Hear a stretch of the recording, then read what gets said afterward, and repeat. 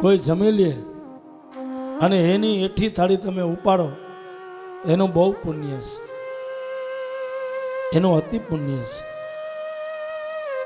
આપણા ઘરમાં 5 જણા હોય અને 5 જણા જમી લે, પછી તમે થાળી ઉપાડીને ધોઈ નાખો ને તો એનું બહુ પુણ્ય મળે.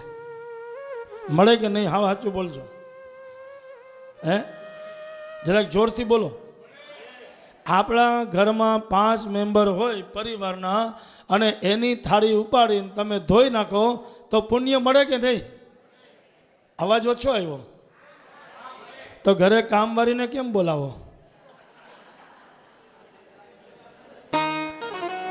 તમે સમજો છો, જાગો છો કે સાસુ સસરાની, મા બાપની થાળી, પતિદેવની થાળી ઉપાડીને ધોઈ નાખી તો પુણ્ય મળે. આ તમે જાગો છો છતાંય આપણે સૂતા છે.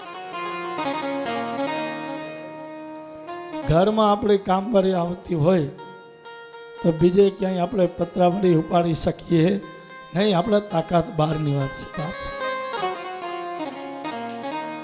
પણ ક્યાંક અનુભવ કરજો, ક્યાંક અનુભવ કરજો.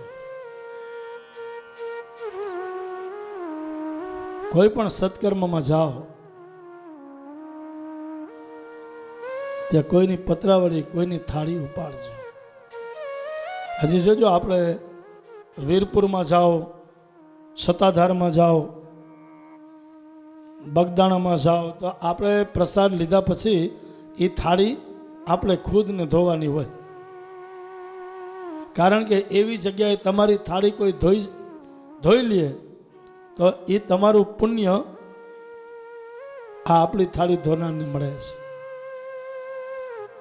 એટલે આપણી થાળી આપણે ક્યારેય બીજાને ધોવા આપવી નહીં.